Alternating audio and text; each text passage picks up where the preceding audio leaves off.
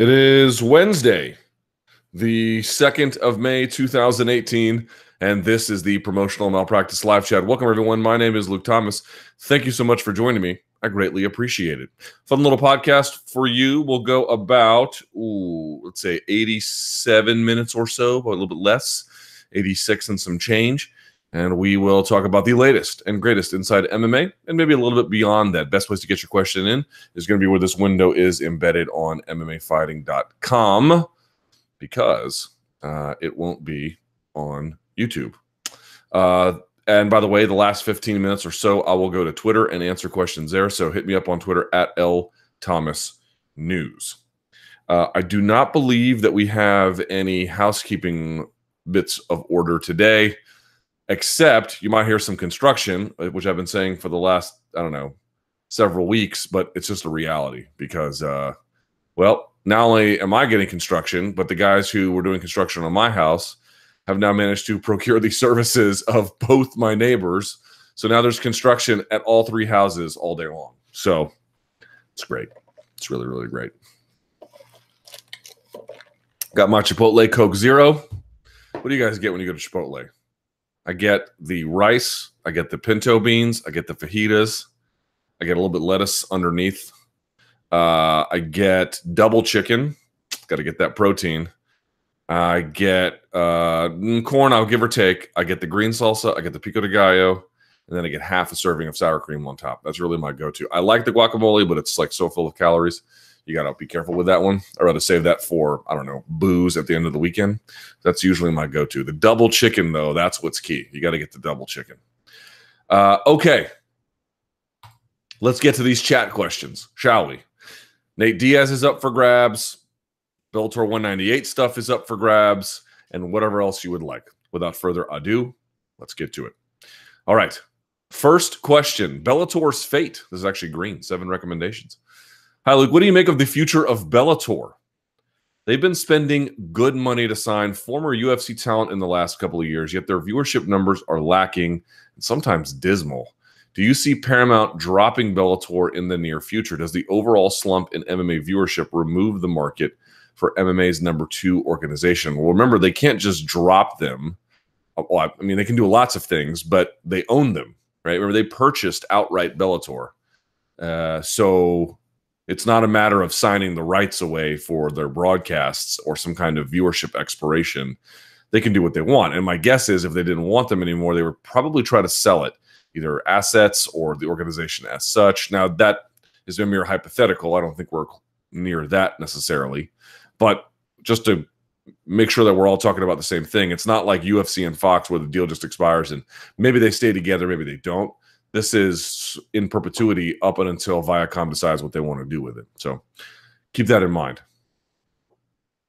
The question is, their viewership numbers are lacking and sometimes dismal. Do you see Paramount dropping them? So no, not dropping, but does the overall slump in MMA viewership remove the market for MMA's number 2 organization? So this is a really interesting debate. I'm glad that we're starting it on this one because if you watched Bellator 198, now I did not watch it live, but I went back and I watched it after the fact. I encourage you to watch the Monday Morning Analyst about Dillon Danis. Everyone wants to hate on him. I don't understand quite why. I mean, yes, his persona is annoying, but lots of people's persona are annoying. That doesn't mean that you can't recognize achievement when you look at it or contextualize properly that achievement. Now, that's a different discussion for a different time, but certainly Fedor getting back to his winning ways seemed to really energize a lot of people, and they set up what is arguably the biggest match they can have in the tournament with Chael versus Fedor. If you think about it, let's see what happens here. Now, Rampage was in there, and I guess if Rampage was winning, that could have been big, depending on how things would have shaken out, right? But the reality is, I think you want Fedor or Chael at the one end of that bracket. They probably seem the 2 most relevant stars at this point, so you're going to get that. Number one, sorry, that's number 1. Number 2, when you think about the other side of the bracket, you have Mitrione moving on from Nelson, okay, and then you have King Mo versus Bader. Now, those are all fine fighters and all fine fights, but there's no permutation there ultimately that's bigger than Chael versus Fedor as a semifinal. Then when you think about it, let's say Chael advances. Chael could either face Mitrione, Bader, or King Mo. None of those are as big as Chael versus Fedor. Or Fedor could advance. Fedor versus Mitrione, you've already done. I guess you could sell the rematch, but whatever. And then Fedor versus King Mo would be interesting. And then Fedor versus Brian Bader would be interesting. But I don't know that it would be bigger than Fedor versus Chael. So Fedor versus Chael is actually like the best fight they could have gotten. I think whenever you make these tournaments, they're actually much more difficult to put together than you can imagine, because you have to balance between what fights do we want to guarantee up front, and then what fights do we want to see if we can engineer with a little bit of luck down the road. So I thought they actually got it right with this one. They gave you up front Fedor versus Mir and then waited to see what would happen. Luck smiled upon them. And so now they have Fedor versus Chael, the biggest fight in the whole tournament, even though it's just a semifinal. So things broke well for them. Dillon Danis got a nice win. Lovato Jr.'s armbar was amazing. So good. So good. And then, of course, Neiman Gracie looked fine. Emmanuel Sanchez getting, I think, what, back-to-back stoppages, something like that. I'll put that up here. I won't stop the chat, but I just want to see for sure. Well, oh yeah. Let's see how much noise my animals make while I'm doing this, because they're so reliable for that. You hear Barbas out there just howling at the moon? Yes, that's 2 stoppages in a row. He had the Daniel Strauss stoppage and then the Sam Cecilia stoppage. So he's on his way. So in any case, everything was looking really great for them in a lot of different ways. And then the numbers came out. And the numbers were supposed to, I think, 581 for Paramount and then 169K on CMT. So dual about 740 or so. Not great. Now, there was a lot of competition in terms of there was boxing on several different networks. There was also playoffs, I believe NBA and hockey as well. So it wasn't like they had an easy opening where they could just sail on in. But those numbers, I think, are the bare minimum of what I would call acceptable. So they met the acceptable threshold, but they are far from great and not even close to very good either. So what does this mean? You follow up on Bellator 190, was it 7's ratings, which were shockingly bad. And now you have this. We'll see ultimately what the DVR numbers come out to be. But I've had a couple of theories about this. One is that as MMA contracts, what does that do for the ability, as you indicated, to have a number 2 organization? I still think that theory is in play. Number 1, I have been resistant. Okay, so that's one. The second part of that theory is, look, everybody is struggling on television. There was an article today in Awful Announcing about all the networks and how many homes they're in less each month, month over month. And what you notice is like some of these channels, like the Big Ten Network or some of these networks devoted to particular sports conferences, they're really suffering. However, it's not like ESPN and FS1 are not experiencing blood loss as well. They're not nearly as much as those like Big Ten networks. They're the ones I mentioned before, SEC Network, things like that. But they're all experiences losses across the board. Everybody is not getting out of television what they want. So I think, one, you have this North American MMA contraction. On top of that, you have the changing dynamics of television. I do think Viacom is being hit particularly hard. That's why you're hearing some of these Viacom, CBS purchase merger talks, right? Because they really need to boost what the company can offer. By the way, no one's talking about it, but the Time Warner AT&T merger trial is happening now. And there have been times and days, I've been following the trial pretty closely. I have to tell you, there have been times and days where the government's case is falling apart. And then they had a day, I want to say what was that? Thursday last week, Friday last week? I can't quite remember, where they got a witness to testify, and it absolutely blew up in AT&T's face. They tried to get DirecTV off of the plaintiff's list. The judge wouldn't let them. So that's going to be a really interesting thing to follow. You now see, this is not exactly related to content creation, but you now see merger opportunities between Sprint and T-Mobile, right? This corporate consolidation, and whether the DOJ will have an appetite for it. My only point is that there are these underlying dynamics. It's not merely about what Bellator is doing or not doing. They are suffering from this larger climate we're all in. And I do think that the MMA contraction theory is exacerbating what they're doing. I will say this. And there's a listener and a reviewer of my work. He is a very smart fan. He is sometimes a pain in the ass, but he is always providing feedback you have to take seriously, even when you agree or disagree. Jason Amati has been on my ass about a theory. I don't know exactly what his Twitter handle is. It might be something like that. He believes that it's time to have a reckoning about the way in which Bellator has made fights. Namely, that putting these freak show fights or this senior tour, Masters MMA up front, that the chickens are coming home to roost on this. Todd Martin of Sherdog has echoed similar sentiments. You can read his article over there. I'll say this about it. I'm opening up to that theory a little bit. I don't think it is by itself explanatory, just as I don't think the changing MMA dynamics of, the changing dynamics of television are solely explanatory, or the contraction theory as solely explanatory. I think it's probably a combination of things. But I do think we need to sort of come back to reality here a little bit and at least begin to entertain the argument that if you look at it, yes, which got bigger ratings?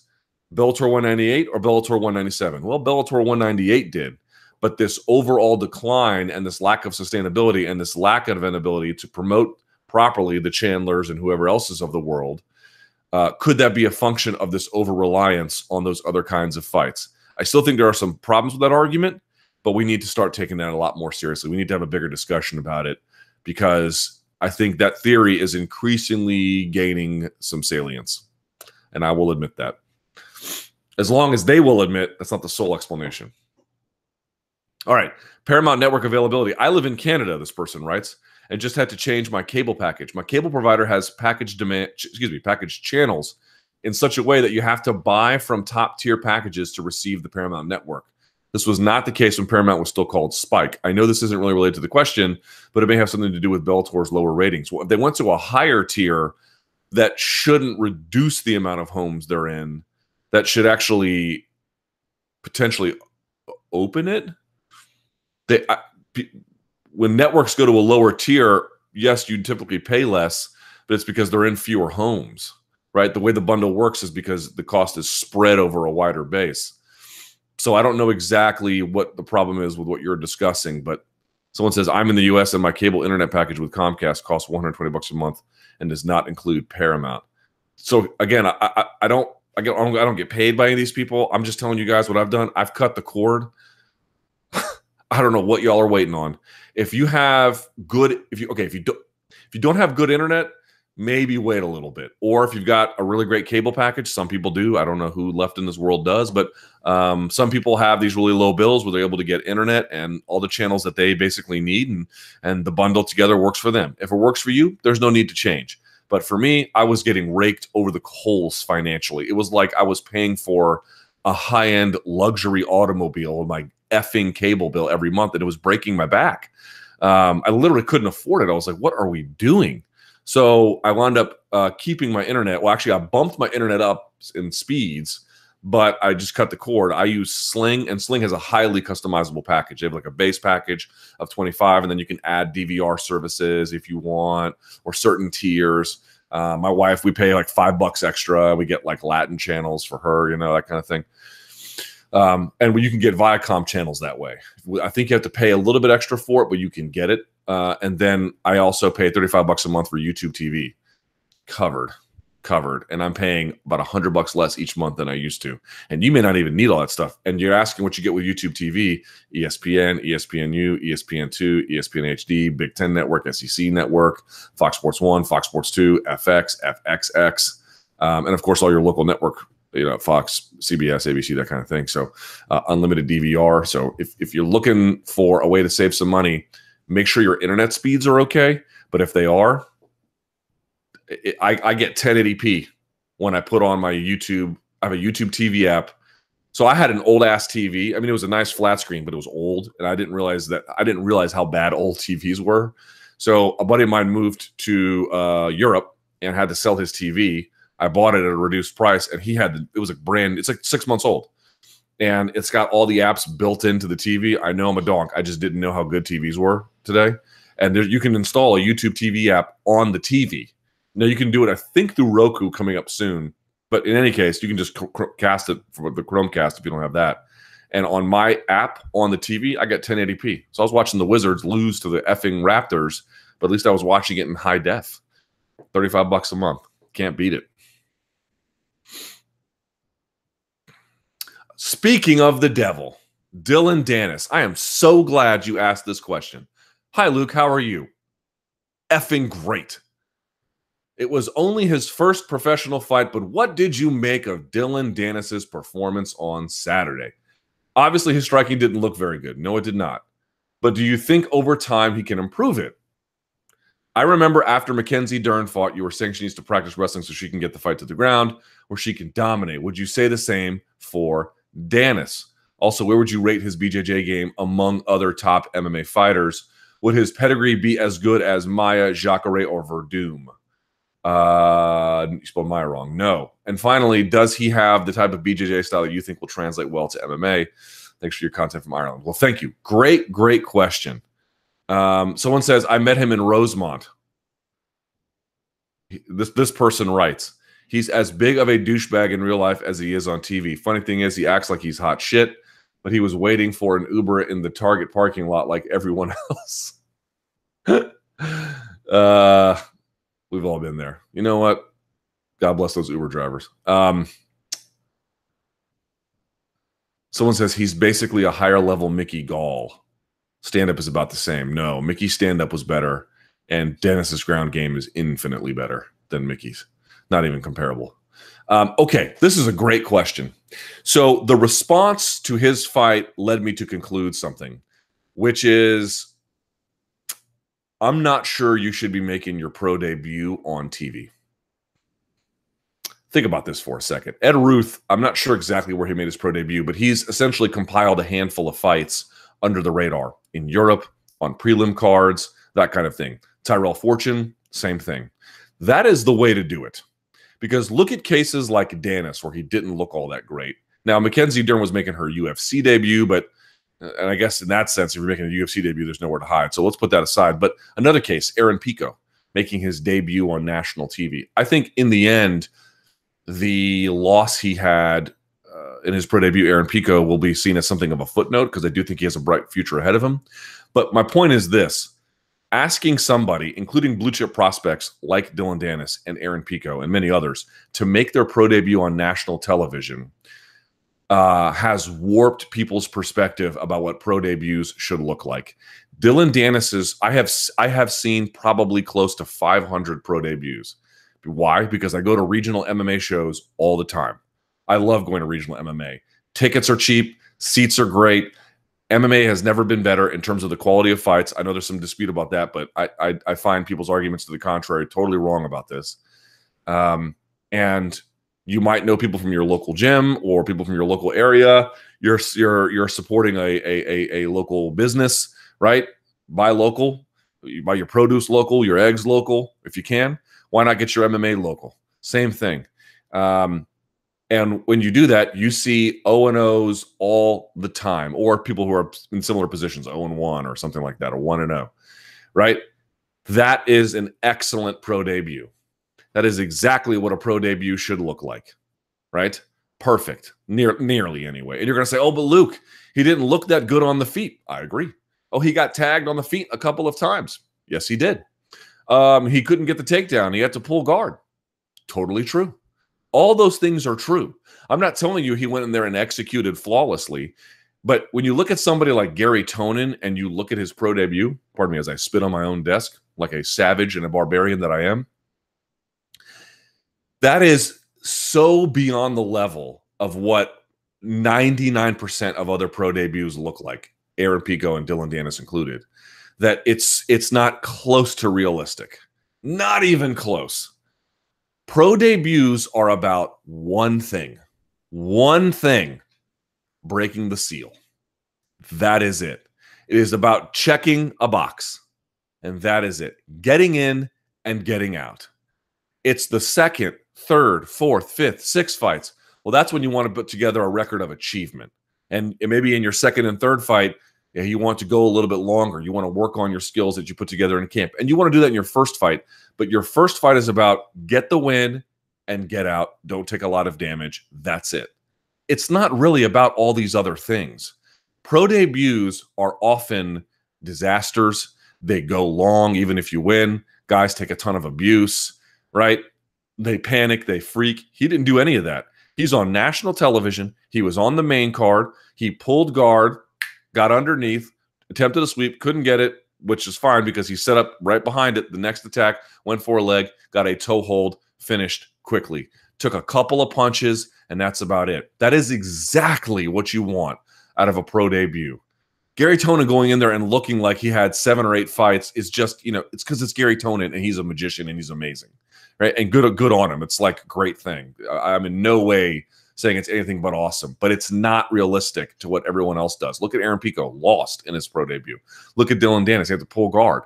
That's what pro debuts are for. Let's just break the seal. Let's move on to the next fight, and the next fight will slowly begin to build.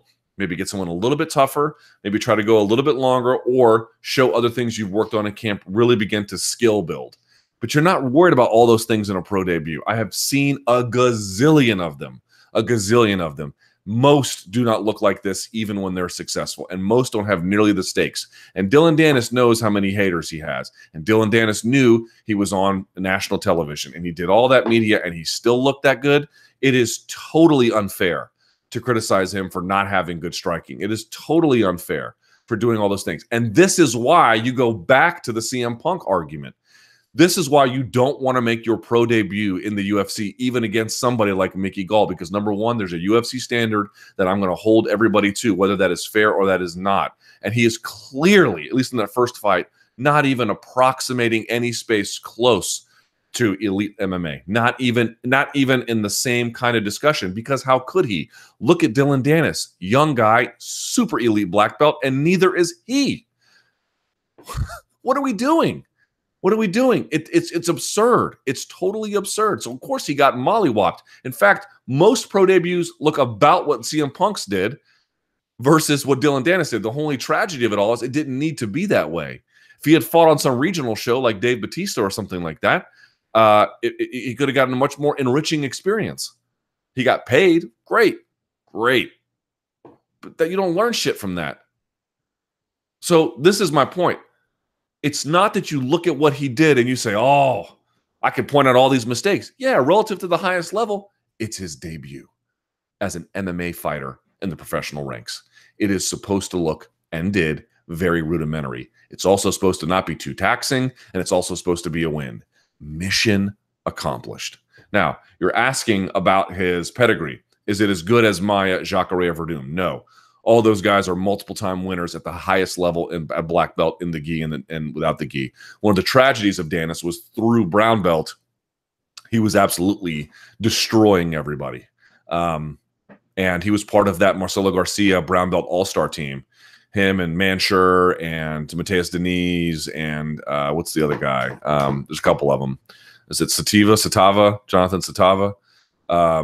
A lot of those guys, just absolute savages, right? All of them. And there was more than just those guys as well. And him and Manshur are now over at Unity BJJ. Hot take. I actually think Manshur is better than Danis at BJJ, but different thing. But the point being is his black belt journey never really got to complete. And he gave Gordon Ryan the toughest match of anybody in his division at ADCC. But by the time he began to mentally pivot to MMA, you could see it with Mackenzie Dern. By the time she mentally pivoted to MMA, they just weren't the same competitors. And so the real tragedy for Danis is, was he on the same path to be a Maia or a Jacare Verdum? Yeah, he was on that path. Now, ultimately, would he have been that guy? I don't know. But he was on that path. He got a little bit derailed because of MMA. So I can't say that he's accomplished the same things that those guys have, because it's not true. If you're looking to compare their resumes, a great site to go to is BJJ Heroes, something of a Tapology or Sherdog Fight Finder or Wikipedia for jiu-jitsu accomplishment. Check out what he's done there. Someone asks, good enough numbers for Bellator 198. After a very small number for 197, Bellator and Paramount were likely hoping for big numbers for 198. Reports seem to suggest that 198 averaged around 580. Yeah, we went over this. While this isn't the smallest figure for viewership, was Bellator looking for higher numbers? Yeah, I mean, there's no doubt. I know you've spoken a lot about the demographic change from shifting from Spike to Paramount, but after these numbers for 198, are you more or less worried about the future of Bellator? I'm absolutely worried about the future of Bellator. But we've kind of been over this a little bit. Just out of interest, I live in Liverpool and tried to get tickets to this event. I think you mean UFC Liverpool, and failed. Prices ranged from £56 up to 140 pound. I think without all the VIP access. I had pre-sale codes, the lot, yet tickets sold out immediately each day, only to appear instantly on resale sites for many times the face value. My question is, do you guys have the same problem in the United States? 100%. We have the exact same issues. It's a nightmare. I know how you guys feel. It's so shitty when you set your clock, you're ready to go. You've got, as you mentioned, you got the pre-sale codes, you're locked in. As soon as they open it up, you're on there refreshing, trying to get tickets, and they're all gone. It's because they've got these computer systems that can buy up all the tickets at once. It's beyond frustrating. So it says, I paid a small fortune to go and see Bisping versus Henderson at silly 0:00 in the morning, but refused to do it again. I don't know what to tell you guys. It sucks, and we have the exact same problem over here. It's just terrible. So, have I ever traveled through Ireland in the 80s? No, I went there in 2004.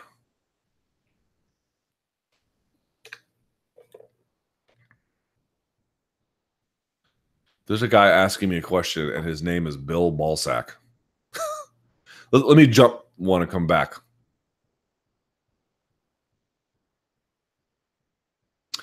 P.S. I think it may be time to upgrade your profile pic. It looks like you... Excuse me. It looks like your after picture for Just for Men ad. Yes, I know. I am graying like Gandalf, like it's a contest. But what can I do? I'm turning into a much less handsome, gorilla-eyed version of Anderson Cooper. Sans beard. All right. Future regarding Nicco Montano. Hi, Luke. After winning the inaugural 125-pound women's belt, fight fans haven't heard from Montano. There have been rumors saying that she hasn't been accepting fights when offered by the UFC. Potential opponents such as Valentina have been mentioned, but nothing has been confirmed. Do you know why she's been on the shelf for so long? Blah, blah, blah. Now, folks are mentioning that she's had a number of issues. She had her tonsils taken out. We tried to get her on my show this week, and her manager told us that she had a tonsillectomy, which can be a bit of a problem. And she's had a number of other issues. I also think that it gets lost that she was living in a basement prior to the Ultimate Fighter, and I'm sure she had a nice paycheck from that, but that won't alter your life overnight. So she probably still has some financial constraints as well. But to me, there was an issue, and when people got into it, of Nicco and her post about my colleague, Ariel Helwani. Now, I am normally loath to mention these kinds of things just as a matter of deference to the colleague, which I still have. But I think it deserves some comment here only because I think he has been totally unfairly attacked. And I think everyone who is in MMA media should say it. In fact, I don't know that the MMAJA should speak about every time somebody gets criticized, but I don't know that they should be silent every time either. I'm not a member of them, but their silence here is a little bit interesting. Nevertheless, she went after him, and let's set the context here. She hasn't been able to fight, which means she hasn't been able to earn money. She has had a series of illnesses and health challenges. Again, I do not think in any way her financial constraints have somehow been overnight ameliorated. Like, these are probably ongoing to some extent, right? So things have improved from the Ultimate Fighter, but how substantially and not in a linear way, like health-wise and maybe that way financial. So the composite sketch is one of ongoing difficulty. So I have, and you should have, real sympathy for her. Now, also understand, she's a fighter. This is her chosen occupation. She went on the Ultimate Fighter, and she won the show. Yes, I'm sure she is aware that Shevchenko is a very tough challenge for anybody, but the idea that she's just sitting there trying to hold a belt and not compete and waiting to be stripped is absurd. And anyone questioning her character in that regard is making absurd statements and does not deserve to be taken seriously. I can't believe I have to say those kinds of things, but we live in a world where she gets attacked, and many fighters do, for presumed cowardice when it could be strategic, it could be health. There might be reasons why they don't want to disclose their health. There can be all kinds of justifiable reasons where you can't compete and can't talk about it or have limited discussion about it publicly. But for some reason, all those things tend to get ignored. However, I thought her attacks on my colleague were beyond the pale. And absolutely unfair. And everyone in media, when asked about it, they don't have to go out of their way to say something necessarily, but if asked about it, should say very clearly, there's nothing wrong with what Ariel did at all, even a little bit. I suppose, like any tweet or any report, it could be worded in a way that is more delicate, right? Okay. We can all be slightly more delicate. But the truth is, there's nothing wrong with what was written there, and there's nothing probably factually inaccurate. Now, I don't know the sources there, but I mean, how many times does Ariel need to report something as totally true before his record of success in this regard is no longer questioned? We're talking about a guy who had his run-ins at Bellator UFC 199 because he scooped a secret that like a handful of people knew, right? We're talking about impeccable sourcing here. Moreover, he did not question her character.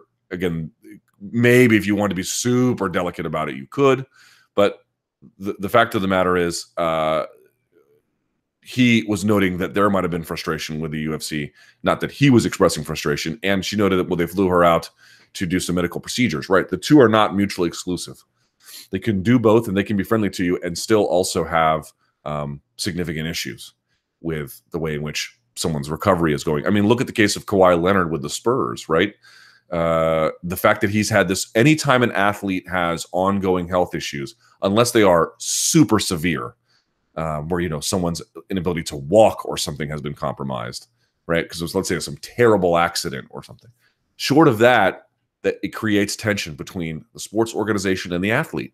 It's common. It's totally common. Doesn't mean they hate Kawhi Leonard. Doesn't mean Kawhi Leonard hates the Spurs. But it certainly means that there are some tense feelings about it. Just like this one. They want her back on the shelf. They want to get this thing moving. They've got plans. She's got her own financial and health concerns to address. Understandably, it creates tension. The two are not mutually exclusive. And I know everybody loves it. And it's so fun when fighters dunk on media. I get it. It's just a reality of things. That's never going to change. People just love the scandalous nature of it, and you'll never not make friends in this business attacking media, right? It's the easiest thing. I'm not saying she was doing that for that purpose, but if you wanted to be cynical about it and attack the media, it would absolutely do you. In fact, I'm waiting for the day where some fighter comes out and just makes it a point to attack the media constantly and curries an audience as a consequence. This will happen. This will happen.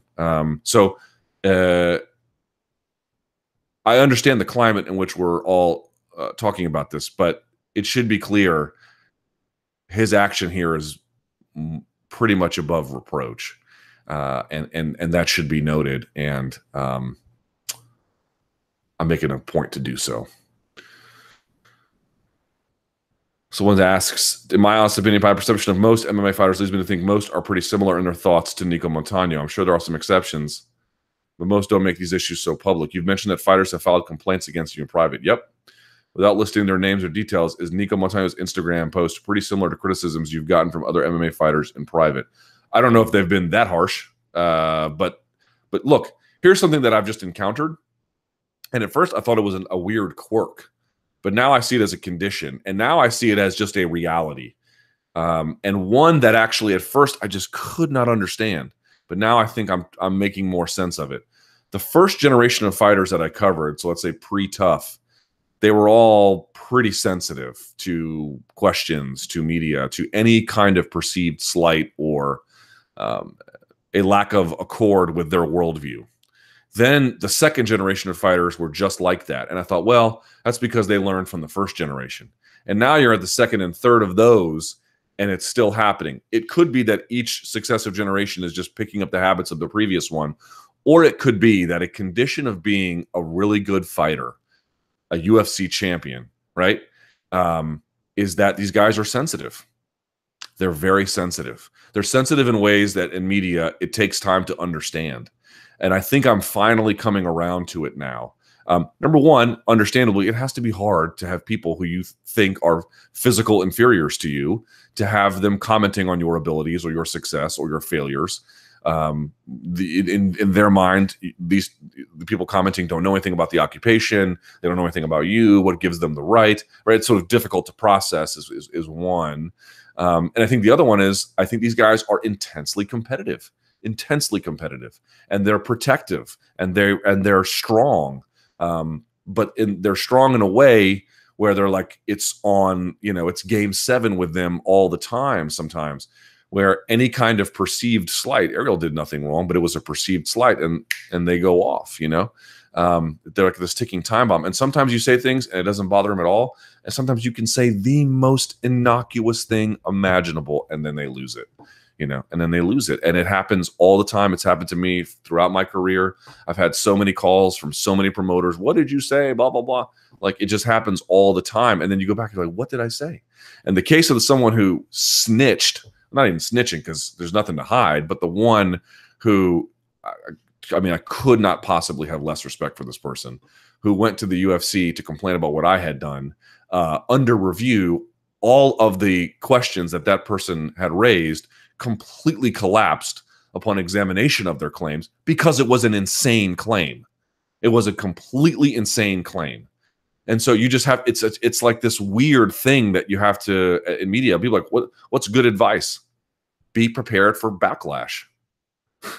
Be prepared for some of the people that you cover could not be greater. Matt Brown will open up his world in ways you couldn't possibly imagine. And he doesn't take shit, but he listens, and he tries to reason through the world, and will accept a degree of openness and dialogue about his career. And there are other ones that they will not tolerate it at all. And it will spring up in situations where you least expect it. But if you're asking whose side am I on, I have genuine appreciation for Nicco Montano, and I have genuine, to the extent I can from afar, trying to have some sympathy for her condition and her situation and how frustrating it must be. But I'm sorry, it was completely out of hand what she said about him. Switch of camps. Luke, are there any fighters out there at the moment that you think could benefit from a change of camps? That is a hard question to answer. You go, some issues that might spring to mind. Either they are not performing overall at the moment, and a move to a certain camp may help them. They are, but a small limited gym and a move to a bigger gym with sparring partners facilities may help. I think generally, I don't know how to answer that question, but I can answer it this way. In fact, I'm supposed to have a technique talk coming out on Saturday. I spoke to the director of strength and conditioning at the UFC Performance Institute. And you might say, well, what does that person know? They're just a health coach. One of the things they're studying, it turns out, and I'm not spoiling this, there's a long explanation for this that I won't get into, but I will give you this much. One of the things they're studying at the UFC Performance Institute is, well, think about performance. What does performance mean? It can mean a lot of things. Hey, are you getting the right jiu-jitsu training, and how much and how often and what kind, and all the skill development, and are you eating right? Are you getting good recovery? How much weight are you cutting? All the things that we traditionally know. One of the other things that they're looking into, and they haven't come to any firm conclusions, but they're looking at just ask yourself, what is the optimal model for success? What does that look like, right? And partly that's a function of wealth, so that's going to limit it. But let's say at the highest level, and let's say wealth is not necessarily an inhibiting factor. In other words, everyone at that level has sufficient wealth to make the model work. What does that model look like? How is it structured? And again, I don't think they've come to any firm conclusions, but one of the things they're looking into is, are these mega camps the best way to go about it, right? Because these mega camps, well, they're sometimes a business too. Hey, we got to get everyone on the floor at the same time. Let's just have a 3 p.m. pro practice. Well, maybe in this giant group this way, or even training at 3 p.m. in this way, is not necessarily best for you. Maybe some kind of other tailored program actually works better. Or maybe for some people, that kind of rigid structure that forces you to raise your game, maybe that does work for you. Point being is, we need to rethink how we do this. A lot of the ways in which we do training now is structured around economic realities. How do we get the best training for the least amount of money? Now, that isn't to say fighters aren't willing to spend money, but it's a finite resource. They need to minimize how much they can put on that because they have a limited amount. And so they want to make sure they're getting enough, but not paying for more than what they need. And so how do you go about doing that? And how do you structure a camp or a business to facilitate those needs and those conditions? That's different than asking what's good for you. And what do we know at the elite level? What is good for most people who are at this space Or is there one optimized model? But that's what they're looking into. And I think that is where we have to begin to have a rethink, because we've created a model that is developing and changing, but its original construction was a function of economic cost minimization. That's not the same as human performance. Someone says you only get one. If you could only see one fight booked, which of these would it be? Habib versus Conor, Habib versus Tony, Max versus Ortega. Ooh, Jones DC 3, Nate Conor 3. You could eliminate Nate Conor 3. Again, not that I don't want to see it, but given the choice. Max Ortega, you can eliminate. Again, it's highly subjective. Jones DC 3, you can eliminate. Yeah, Habib versus Conor, for sure. But Habib versus Tony is probably 2. Chael Star Power. Hi, Luke. Last week you said that anything around 500,000 for Mir versus Federer will be okay. And that was what happened. 580 to be exact, 169 on CMT. Looking back, Bellator 192 did 770 on Paramount and 160 on CMT. 25% less on Paramount Spike is a lot, and I wonder why. I would imagine that Fedor still has some charm among hardcore fans, and matchup itself would make people interested. On the other hand, Bellator 192 had Rampage looking out of shape, and again, not that interested in fighting. Here, let's get to the question. Maybe people turn their TV on to catch the FS1 prelims, blah, blah, blah, blah, blah. Did Chael really make a big difference back in UFC 192? If so, is the UFC regret of letting him go? No, I don't think they want to be necessarily in that side of the business, number one. Number two, I do think he does still have a lot of pull left, at least for this audience. I don't know if you guys have been paying attention to his YouTube channel. I have. Number one, he's got a great strategy. He puts out like 5-minute videos, sometimes a couple times a day, but I mean, multiple times a week. And he has raced. I mean, I think he crossed. Let me just verify this. If he's not at 100,000 subscribers by now, he must be very close. Let me pull this up. Let's see here. Where is he at? He is at, 100,000, just at it, 100,959 subscribers. Let me tell you something, folks. He raced to that. As somebody who's trying to build his own channel and, of course, has helped out with MMA fightings as well, that is no small accomplishment, man. And so I just think he understands audience development. He understands how to curry favor.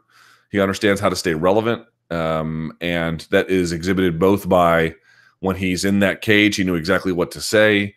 When he's online, he's got a great strategy for exposure. When he's on his podcast, he's got interesting things to say. He's an interesting guy to begin with. And there's a question about like what kind of competition they were facing back in the Bellator 192. Plus, that was part of the launch of the network. So it was this big to-do, this big effort around it. And they spent a lot of money on that. So it's probably a confluence of factors. But if you're asking me again, is Chael going to be a bit of a difference maker when he faces Fedor? Even if Fedor goes on, I'm going to guess that Fedor Chael is going to be the highest rated of all the Fedor fights. So let's see what happens about that. One note, by the way, that should get out there is I found out that Bellator let their Spanish language team go. Manny Rodriguez and Jorge, God, I forget their name, his last name, Bribesia? I'm not sure his last name. In any case, they let them go. You guys might remember them. They had a call that went viral during the Kimbo Dada fight. Increíble. You guys don't remember that? It made the rounds on social media. Those guys have been with the company since the Bjorn Rebney days and before. And Manny is Mexican American, but he's 100% American, and Jorge is as well. And Manny was a member, and I think is, of Alliance. They let those guys go. And my understanding is it was a cost issue. But if it's a cost issue, how did you hire Glazer and put together a news desk? So I don't know. At this part, I don't know. I don't know what happened with their Spanish language efforts overseas. I don't know who's calling them, or I don't know how that works. But their in-house Spanish language team, they let go. I think Jorge, by the way, is with Combate Americas. Him and Well, I'm not sure who else is on that team actually, but I know he is at least a little bit. And he's awesome. And Manny was really good too. Manny did their Spanish language PBC boxing. Remember when PBC boxing was on Spike? He did all of that too. I'm trying to nail down this interview with this one dude who's great, but he is hard to deal with. All right, let's keep going. Any updates on Chan Sung Jung? Check out Ariel's Twitter. Mark Hunt, I don't know. Robbie Lawler. Brett Okamoto has one for you. The up-and-coming featherweight division. Luke, right now is featherweight the UFC's fastest growing division for quality young fighters. Yes. The top 10 still has some aging, but competitive veterans like Aldo, Edgar, Cub, Stevens, Elkins, and Lamas, maybe Mendez. But outside of them, there are the likes of Bektic, Moicano, Yair, Jory, Zabit, Volkanovski. You're forgetting Ortega, Holloway. Obviously, Ortega and Holloway, there you go, sit at the top. And the Korean Zombie's in his late 20s, but a guy who's very competitive. Given your recent emphasis on 20-something fighters beating the old guard, is this division set up better than any other to let the younger crop take over? Seems that way. It just seems like their younger fighters are more readily prepared to push out the older guard, which wasn't the case for a long time, but is so now. Whether that's just a moment in time thing or there's something central to, inimical to that weight class, I don't know. But yes, I do think that is true. Endeavor not addressing the fans yet. Luke, we're rapidly approaching 2 years since Endeavor bought the UFC. Why haven't the main brass addressed the fans yet? I feel like there's this big disconnect with fans, especially when you compare them to the Fertitas and old Dana. I don't think they feel like they need to. I mean, let's just sort of think about it for a second, right? Like, if they felt like they needed to, wouldn't they have done it by now? You're right. I mean, 2 years in July, right? Like, if they felt like they owed somebody, my guess is they would have done it. And I don't think they do. Now, the question is, why don't they feel that way? Without being able to ask him, I have no idea. Someone says, can I add a somewhat related question to this from this week's MMA Hour? If you could ask Dana one question that he had to answer truthfully, what would it be? One question? Jesus. Good Lord, one question. What's the biggest mistake you've made in this business? That one. Because remember, you have to answer it truthfully. Because there's so much that they've done right. And we kind of all know that because it manifests itself. I'm sure there are some things that they've done right that we don't know about, that maybe they don't get credit for, but Oh, by the way, Danny Segura says Fox Sports Latin America has its own team for Bellator, Spanish language broadcast outside the U.S. Emiliano Candido commentates there, and I think Manny is at Combate too. Okay, good to know. In any case, those guys are gone from that. But back to the question at hand. Yeah, it would be what's the biggest mistake you've made if you had to answer it truthfully? Because, as I mentioned, they've had a million successes. Most we know about, some we probably don't. They probably had a series of minor failures. But what's one that they look back on and they're like, we botched that? I would love to know, because I think that would tell us a lot. Nate Diaz. I can't believe no one has asked about Nate Diaz yet. Me too. Is he coming back in August? We'll see. How far along do you think the negotiations are? Probably pretty far if it got this far to the public. Is LA the perfect card for him? It's pretty good. I mean, yes, I guess the SAP Center might be a little bit better or something, but is the opponent going to be Kevin Lee? I would have thought Alvarez or Gaethje if it's a definite for August. Gaethje could do without it, but I'd love to see that fight. Also, is this the perfect time for him to come back with Connor's absence potentially extending? So to the last question, yes. Is it going to be Kevin Lee? I don't see how it's not Kevin Lee. So okay, I shouldn't say that, because God knows it could end up in a million different directions. So let's think about this. Let's just do a process of elimination here. They ostensibly want to put this on this August 4th, 227 card, right? What's already on that? But what's already on that is Dillashaw versus Garbrandt 2. You have to ask yourself, is that the main event? I don't know that it's been announced as the main event. But let's assume that it is the main event. That would free them to make a Diaz fight non-title. But if it's not the main event, well, then Diaz would be headlining. right? Because he's probably the biggest star on that card. So if he's going to be headlining over a title fight, well, that means they would have to give him an interim title fight or some kind of other title fight. So maybe they could give him Tyron Woodley there. Maybe that's what they plan on doing. That would make sense. Insofar as building a card is concerned, it would not make sense under any circumstance in terms of meritocracy. But I'm just thinking, you've got a title fight on there already. Where does it stand as the main event or not main event? And where does Diaz fit into that? So let's assume that it's not going to be a title fight, because while I wouldn't rule out Tyron Woodley defending his title against Nate Diaz for reasons aforementioned, let's assume that's not the case. And if that's not the case, there won't be any welterweight fights for him, because you've got, I mean, I guess by August you could do it, but the biggest one to me is at lightweight. You've got Khabib and Conor probably going to have a showdown rather in November or December. Then you've got Eddie and Dustin next to each other. We'll see what happens with Eddie, but those two are sort of being slated for July. Again, I know he's having contract issues, but let's see. Then you've got Kevin Lee at 5, Barboza at 6, Gaethje at 7, Nate at 8. Okay, here's why I think that. 1, Khabib and Conor off. Tony won't be back. You've got Eddie and Poirier. They're slated for each other, but even with that, are those the best fights for Nate? I think Eddie would wrestle him, and I think the UFC probably knows that. Dustin might be a good fun fight for him. So let's see what happens with Eddie. You could do it that way. But to me, Barboza, coming off a terrible fight, they might do it, but it just doesn't seem like the best opportunity. Justin Gaethje, same thing, although that would be any fight Justin's in is pretty tremendous. But the Kevin Lee one just stands out for a couple of reasons. 1, Kevin Lee at 25 years old, I think they think this is a guy we need to get some extra exposure to, and if we do, that'll pay dividends down the line. Moreover, he would sell the fight in a way that Barboza couldn't, and Justin Gaethje just doesn't necessarily need to, but also couldn't. Kevin Lee would get in his face, and he would do interviews, and he would talk smack, and he looks really good, and he looks like a championship contender.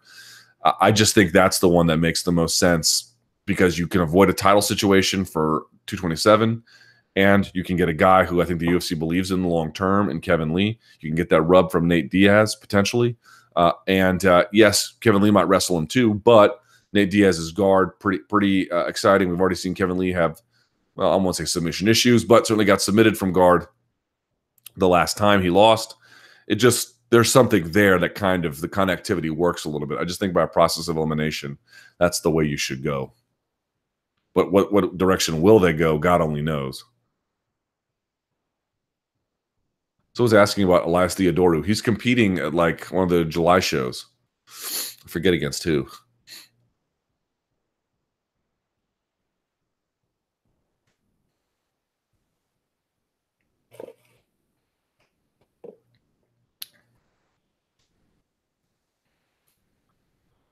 Someone says, Joe Rogan doing a fight companion for a Bellator event. Any thoughts on this? Not really. Pretty interesting that Joe would do this. Why? I know he's not perfect, but personally, I think it's awesome that he's basically the only person getting paid by the UFC who also has the money, guts, security, whatever, to do something like that. You mean like, oh, like cover a Bellator event? I'm quite certain you didn't listen for the reference, but the Bellator fight companion video on YouTube has over 1 million views. Yeah, well, his channel has just actually exploded, and his podcast is huge. So I would imagine that that would be the case. Plus, it was Eddie, and I think who else was on it? Like Brendan. I saw that one little the Photoshop they did, the Princess Bride Photoshop. No, I don't have a whole lot of thoughts on it. Those people seem to love him. He's a big celebrity. He had 2 other famous figures on the show. The UFC is not nearly as, again, the UFC is just not, it's not UFC of 10 years ago where they were like, you know, even talking about any kind of other competitor would make them lose their mind. I don't think they're all that. I mean, look at Bellator's ratings. You think they're worried? I don't think they're all that worried. So it's good for MMA. It's good for MMA when, you know, Joe Rogan does stuff like that. So no, I don't have any thoughts about it other than that. Weigh-ins. Luke, after Kevin Lee missed weight, you said the morning weigh-ins aren't helping anything. Well, there's some evidence to suggest that might be true. Why can't the UFC extend the window for weigh-ins from 2 hours to 6? Because it's a commission issue. It's not up to them to extend it. Still have it start at 8 a.m. local and end at 2 p.m. The fighter that weighs in later that day would only be detrimental to themselves and would possibly keep fight on weight. Well, there's a reason why you can't do that. in part because commissions have regulations, but the other one is there has to be a certain window in which you weigh in. That's in many cases it could be no more than it has to be within a certain window of the event start time, and so that can vary state to state. I think the issue is, and the one thing that bothers me about this is that, if the AC fight had been in Glendale, Kevin Lee would have had the 2 hours to make it, or at least attempt to make the 1 extra pound, and he didn't get that opportunity. And again, I'm going to keep bringing this up because no one talks about it, but until we have a reckoning with it, this is going to keep killing us.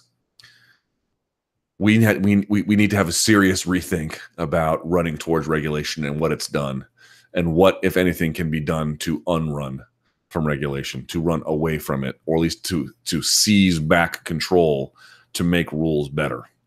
Because you keep saying, why can't we do this? What about judging? What about refs? What about weigh-in times? What about them? They're not changing anytime soon. It's, why can't the DMV line move faster? Because it's the DMV. And there's nothing you can do about that except show up earlier, I guess. Well, this is interesting. Going back to the Joe Rogan thing, someone says this was especially odd to me because when Jimmy Smith was let go by Bellator and was immediately a guest on the JRE, Rogan said it wasn't possible for Smith to be a guest of his in the past because of their situations, strongly implying that Smith's association with Bellator precluded that from happening. Yeah, it's one thing, though, to have a guy who's on Bellator broadcasts and then another one on your own private YouTube channel just to talk about the event, I guess. I don't know. Again, the UFC has really they've eased up on this kind of thing. So it says more people wanted to hear Rogan talk about Bellator than actually watch Bellator. That's funny. Someone says 90% of Fight Companion is not related to the fights, and people watch just for the overall debate. I listened to one Fight Companion, and that was my experience as well. If Joe puts a Fight Companion on for Combate Americas or something, a ton of people would tune away. I don't think that means much, honestly. If there's some UFC small show on FS1 and Bellator, blah, blah, blah. Okay, whatever. True, false. Aldo beats Stevens in dominant decision. False. By the end of 2020, Bellator is out of Paramount. Oof. Boy, that is a ballsy one. Just to keep me from looking foolish, I'll say false, but I wonder if it's true. Gastelum fights for the title in 2018.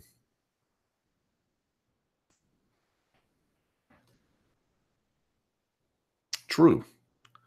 Michael Bisping fights one more time. I would have said true before, but as each day passes, I'm beginning to say no. I'd like to believe yes.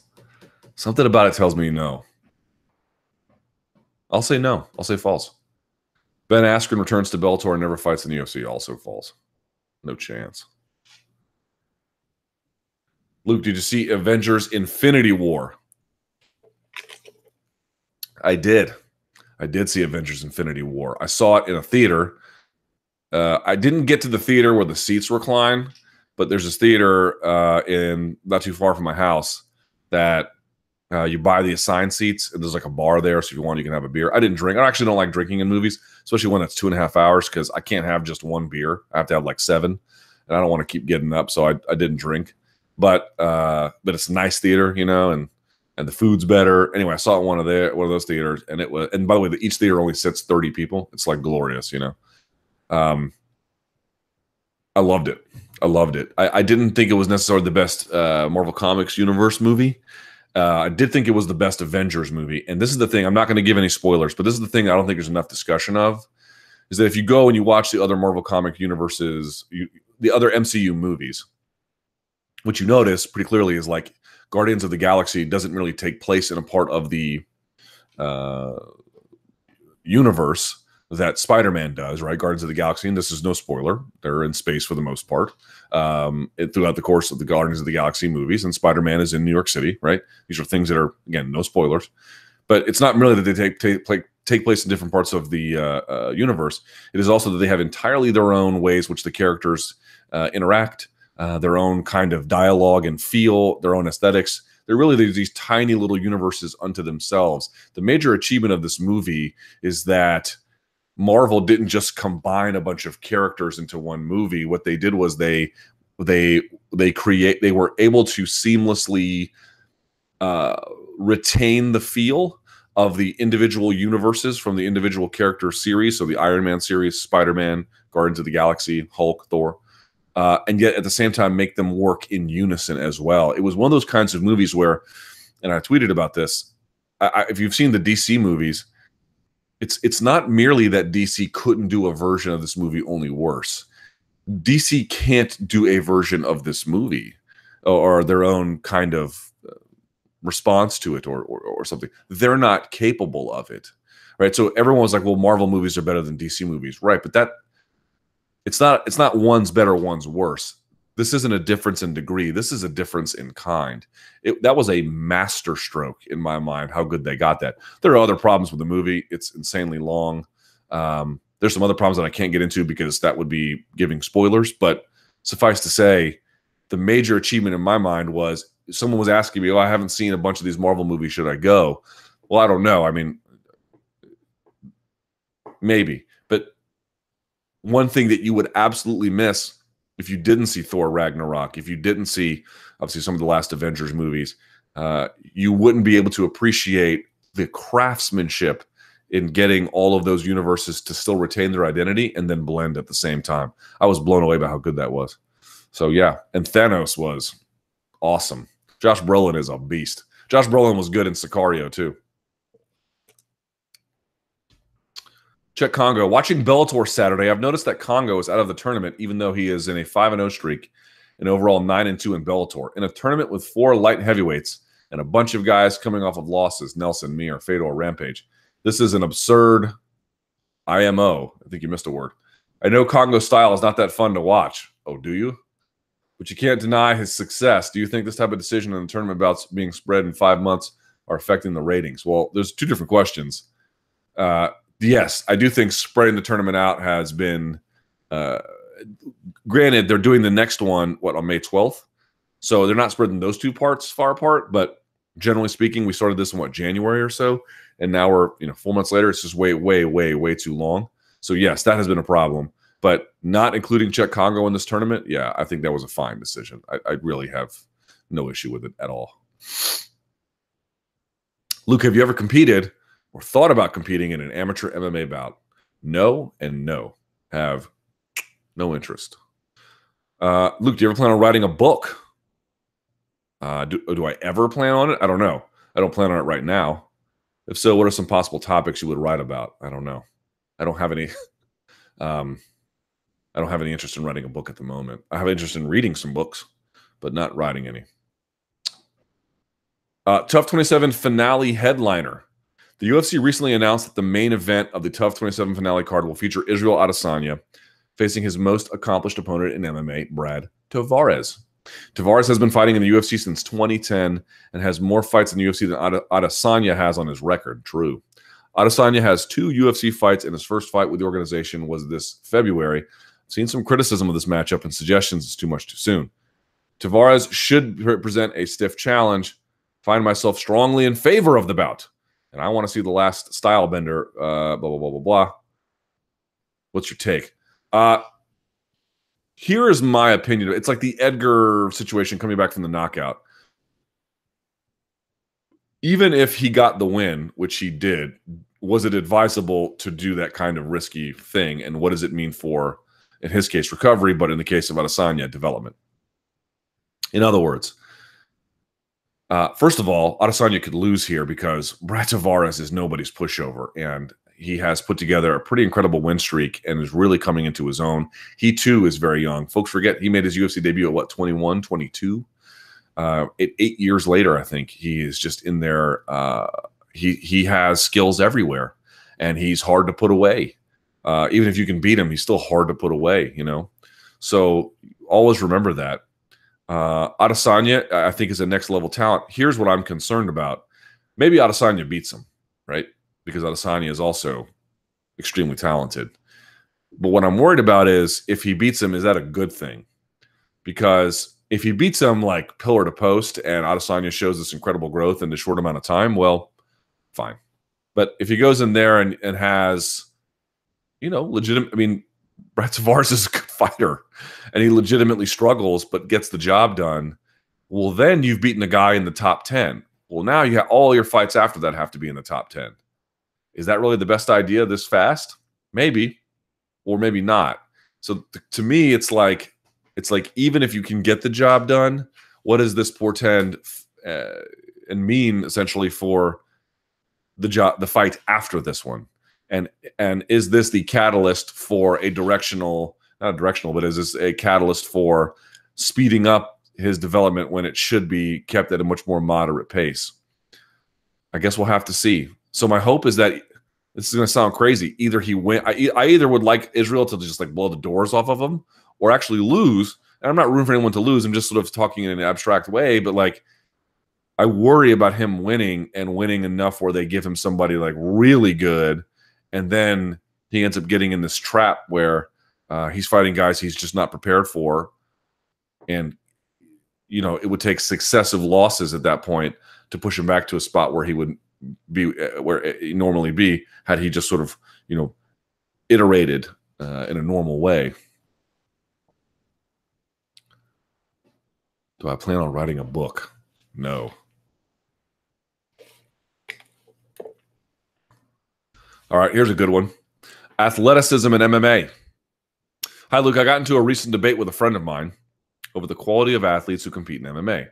He stated that Yoel Romero was one of the best athletes in the world, sports based on pure athleticism. What? And he's certainly a freak athlete. The average size of an NBA point guard is 6'3", 225. Right? John Wall is like my size. And those guys are flying through the air on a nightly basis. Could you help explain the massive difference in athleticism between MMA's best and those who perform at the highest level in the NBA and the NFL? Well, a couple of things. I would actually say that Yoel Romero is one of the best athletes in the world because, remember, he's 40. You didn't see him at 25. He was competing in a sport that has a very high participatory rate around the world, and he was, you could say whatever you want about his wrestling IQ back then. There was no question he was the king of the mat in terms of athleticism when he was out there wrestling. Ask anybody. Daniel Cormier will tell you. So to me, there's enough evidence to conclude that this is a guy who everywhere has been a better athlete than his peers. So I don't have any problem saying that. But what you're talking about is sort of a bit of a different question, which is how good are NBA athletes and how good are NFL athletes? And they are phenomenal, and they're super underrated. I think mostly underrated in the NBA, to be quite honest with you. Look at LeBron James. What is he, 275 and 6'7"? Right? I mean, and he has absurd ups. And if you've seen his delts, I mean, he is a phenomenal, phenomenal athlete. We don't have anything like that in the heavyweight division at all. I do think we have guys not like that, but for their size are perfectly good athletes. Or really, really good athletes too. Here's the best debate. I mean, yeah. So the guys like, is it Saquon Barkley? Is he an absurd athlete? The guy he's not an Olympic weightlifter, and he power cleaned 405, and I think he ran the 40 with like less than 4.4, and he had a 40-inch plus vertical, 41 or 42. I mean, he's a monster athlete, right? It's absurd. Okay. So yes, you get guys like that, and you get these Julio Jones types who have incredible ups and whatnot. The issue isn't so much athleticism, because if you want to have that argument, who's got the better athletes generally, it's going to be your stick and ball sports. Not always. Again, Yoel Romero, I think, is very much competitive in terms of athletic traits with the rest of the field, but a lot of guys aren't. However, that's not really the key issue here, actually. I've mentioned this before, and people resist this, but I think we need to have I think there's something to it. Otherwise, I wouldn't keep bringing it up. I don't, again, if you treat something enough as a sport, it just becomes it, right? So MMA is a sport in that sense. But at its heart, fighting is not. It's not a sport. You can do it for sport, but it's not like an invented game separate from some kind of reality that are separate from the ordinary human condition. Fighting is something that we do across species. As I mentioned before, fighting is something that we do in society. MMA is just best practices and some rules applied to it. It's really the only difference. And of course, the recruitment of better athletes to do it. So what's the point? Well, even if you had better athletes in MMA, over time, you would probably get better MMA. But you should always remember that strong athletic qualities by themselves, while could transfer very well to MMA, and you see these lifelong athletes like a Rousey or a Cormier, they come over and they just have a different feel to them. At the same time, you have to have the mental wherewithal and as I've talked about it before, you have to have this call to violence that even really good athletes just do not possess. You've seen it a million times. There've been really good athletes, even from the wrestling world, come over. They start taking some punches, and they don't want any more of that. It's the best fighters. Yes, you want the highest quotient of athleticism, but what I would say is those other sports, while extremely technical and extremely tactical and strategic, the ball handling of Kyrie Irving and the ups of something like a 7-foot monster of Anthony Davis, and all these athletic traits are incredibly important. But there's another component, which is, do you have this innate ability to hurt another person? Do you have this innate ability to put yourself into a firefight in that way? And that can undermine very easily, if they don't have that trait, a very, very good athlete. MMA success is predicated on having some degree of athletic skill and also this mental capacity for that kind of work. And that's going to make a case often where you'll get a good athlete who has the mental capability to do it, and they will 10 times out of 10 beat a much better athlete who struggles with that component. It's the balance of the two. Now, not necessarily in equal parts, but enough where you have to take that seriously. Very, very much. Always remember that. All right, it's about 2:15. Oh, wait. Yeah, no. It's about 2:15. So let's go to the Twitter machine, at L Thomas News. Shoot me a tweet and I will get to it. What's this? Alex Jones is saying Ben Shapiro shouldn't have told Kanye not to go on InfoWars. Says Ben Shapiro has a, quote, conceited douchebag face. Oh, that's funny. All right. Speaking of Infinity War, have you seen Colby Covington's tweet? Yes, I did. He outdid himself this time, not only tagging the two movie hashtags, but adding the quote, or the not quote, but the hashtag NFL draft hashtag. Not a Colby fan, but I find this hilarious. Not only did he do that, and I won't spoil it, not only did he tag that because it came out on NFL draft night, not only did he tag the NFL draft, but what he did was he just gave away plot points. So it was like plot point, plot point, plot point. You're not getting laid is what he wrote. Plot point, plot point, plot point, hashtag NFL draft. Just spraying the block, even if grandma gets hit. I don't know how you can't find that funny. And also, if you wanted some good humor, if you've already seen the movie, go look at the responses to the tweet. Sublime.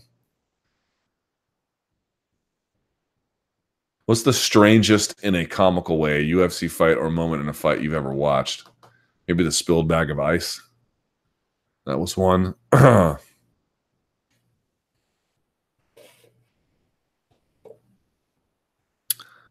It has been a while since we have had a good live chat rant. So tell us, what has been grinding your gears lately? What has been grinding my gears lately? I don't know. It's a bit of a quiet time in my anger life. Oh, I don't know that I would say angry about it. I do find that they canceled Triple G versus Canelo because of anti-doping concerns. Anti-doping concerns, by the way, that can easily be explained by the evidence available. But here's my favorite part about it. Ostensibly, what do you want to do with what's one of the reasons why there's purportedly strong anti-doping in MMA or combat sports? And the idea is, of course, fairness is one issue. The other one, of course, is, with these guys and on these drugs, the amount of violence that they can exact on each other would be heightened. It's like, okay, let's assume that's true. But you can't really assume that Canelo just got on this stuff, right? If you're assuming he's on it, he's been on it for a while. So you killed off that fight to book a absurd mismatch where Triple G is likely to knuckle somebody into the dirt who is totally overmatched by the moment.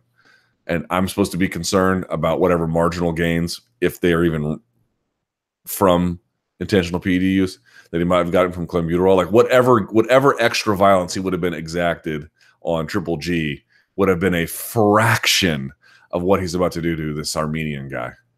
It's comically hypocritical. Let's see. Much is made about USADA and their testing in the UFC. How does Bellator drug test? Commissions only. I wonder, as several of their current past fighters, Mir, Chael, Krokop, Bonner, Fitch, Vanderlei, have popped in the UFC and have used TRT but now fight for them without issue. Yeah, commission testing, just like it should be. Do you think Frank Mir wins his next fight in ACB and then comes back to fight the winner in the Bellator tourney? No, I don't. You can only drop one of these two into an active volcano, Kanye West or Justin. Oh, that's easy, Kanye. Just to shut him up. Just stop talking, you know. What about Diaz versus Newell?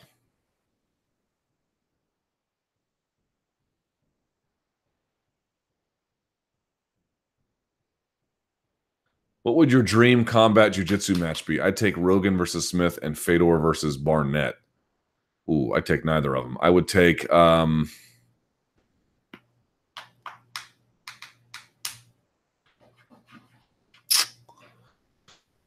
Verdum and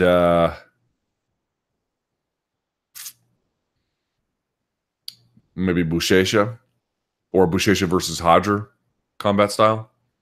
That'd be fun. How incredibly wrong, but at the same time wonderful would it be if Derek Lewis was the UFC heavyweight champion? You wish. I think we all wish that were true. Good Lord. You know how great that would be? Having him parade with that belt. Oh, the joy we'd all experience.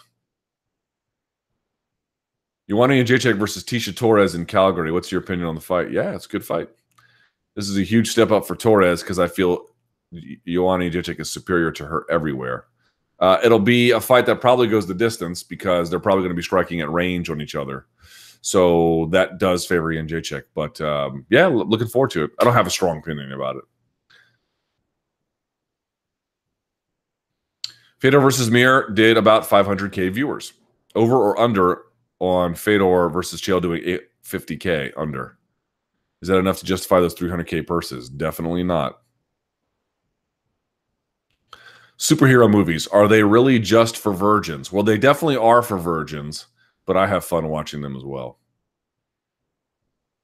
Lovato Jr. versus Maya in MMA. Who you got? Ooh.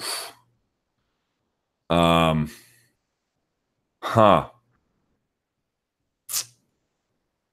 that's a good question. Wow. Let me think about that for a second. Probably Maya, but that would be interesting.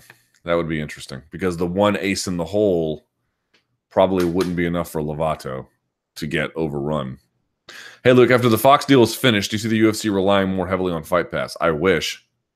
They did buy again. They bought New Lion, you know, which is the company that offers and establishes the technology for not merely Fight Pass, but for many other leagues' is streaming content. But God only knows what they're going to do.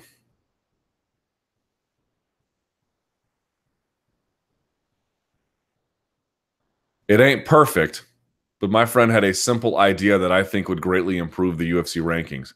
If a fighter loses or remains inactive for a year, you must automatically drop them 5 spots. That seems a little harsh, but I would say this.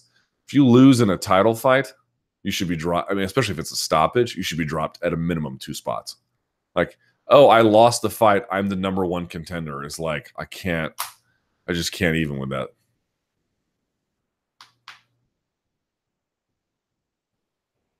Your argument against music artists collaborating to make music, would that apply to a martial artist having coaches in corner collaborating for a fight? I don't even know what that means. Hi, Luke. Demian Maia takes on Usman on kind of short notice in Chile. What are your thoughts? I love this fight for Kamaru Usman. It's a tough fight for Demian Maia, man. I think it's a 3rd terrible matchup in a row for Demian, coming off of 2 losses and at age 41. Got to respect the guy for fighting literally anybody, anytime. One of the last of the Mohicans. No doubt about it, man. Take tip of the cap to that guy. But you had Ponzinibbio at 10 before. Now you got number 4, and he's got a name, and it's a style matchup that's probably better for you as well. Like, if you're Kamaru Usman, man, you got to take this opportunity and seize it. If they created 2 more divisions, 165 and 175, would have benefit the UFC. It would have some benefits. It's not a yay or nay issue. Is there a net benefit? Is there a net loss? Well, some things would be better, some things would be worse. I tend to believe it would drain the other divisions in a way that wouldn't be great, but it would substantially cut down weight cutting problems, ostensibly, one would think. So there you go. Who do you prefer, Doug Stanhope or Bill Burr? Well, I love both, but I prefer Doug Stanhope by a mile for a couple of reasons. One, he has by far the edgiest comedy of anybody. He will go to places in his comedy that even Bill Burr won't touch, although Bill Burr is certainly, not one for the faint of heart. But, Doug Stanhope did an entire bit waiting for a statute of limitations to expire about helping his mother kill herself, and doing so by self-poisoning, basically. If there's nobody like Doug Stanhope. He has no peer. Have you heard his bit, like the bit about NFL and the Sunday slice of AIDS? Like, nobody does comedy like he does it. And the best part about Doug Stanhope is he has completely done it without the help of the Lenos and Lettermans and now the Fallons and the Kimmels. He doesn't go on these shows. He doesn't try and do Carolines on Broadway. He has his own mailing list. He goes to places that are not yucks in Columbus, Ohio, or whatever. He goes to venues in the middle of nowhere. I went to a place and saw Doug Stanhope in Fredericksburg, Virginia. It was the same place that a week before was holding MMA fights in the middle of this room. I don't know how else to explain it. And Doug Stanhope did a show there and took pictures and sold merch. He is so committed to his art that he has, in some ways, harmed his own career in an effort to make sure the art stayed pure. If you don't have more respect for that, I'm not against what Bill Burr's done. Makes some money, has a cartoon on Netflix. I loved him in Breaking Bad. The Philly rant, is incredible. His bit on Schwarzenegger is incredible. His bit on domestic violence is incredible. I love Bill Burr, but I'm sorry. Doug Stanhope is, and no one will appreciate this until he dies. He is peerless among stand-up comedians today. Everyone thinks they do brave material. They don't. And everyone thinks they're committed to their craft. No one is committed to the integrity of their craft like him. Not even close. Let's see.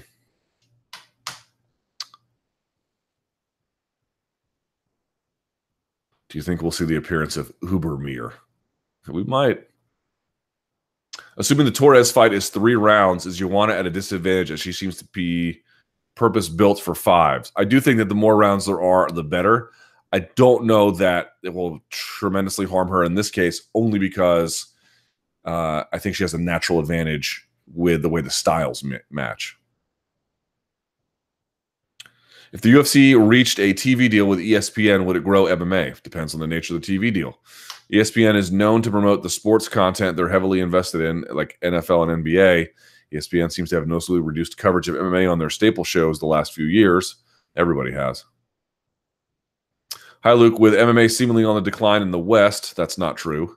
Do you have any insight into how kickboxing and MMA are doing in Japan? I don't, but Lucas Bourdon on Twitter might, as well as Kaposa, Grabaka Hitman, as well as some other folks. K1 seems to be resurfacing, and many MMA promotions now have kickboxing divisions. ACB, he mentions here, Bellator. Is Bellator kickboxing setting the world on fire? I do not think so. And ACB has a jiu-jitsu division. Are they setting the world on fire? They're not. Kickboxing, I don't think is... no. And about the issue about the West, well, the West includes Europe, and in many parts of Europe, there's not reason to believe that MMA is shrinking, but rather growing. North America, a bit of a different situation, but when you say the West, gotta know what you mean. Hi, Luke. Do you have any update on Jones and the USADA situation? A while ago, Malky said he hoped to proceed with the hearing by the end of March. It's now early May, and we are hearing nothing. Right. Well, understand something. There is no hearing. There is no hearing. There is no hearing until a finding is made, a ruling is made, and then he appeals it, and then in arbitration, there's a hearing. But there's no hearing without arbitration. There's just whatever they negotiate. So it sounds to me like they're still negotiating. I had Jones's lawyer, Howard Jacobs, on my show earlier this month, and he had no update then either. So, but there's this big misconception that there was a hearing. There is no hearing unless there's an appeal.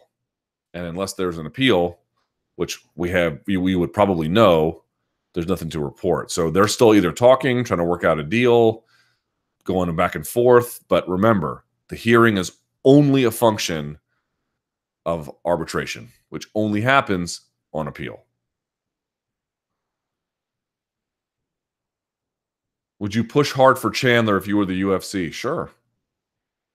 Who would you pair him up with his first fight? Ooh, Gaethje. Chandler versus Gaethje is, doesn't get much better than that.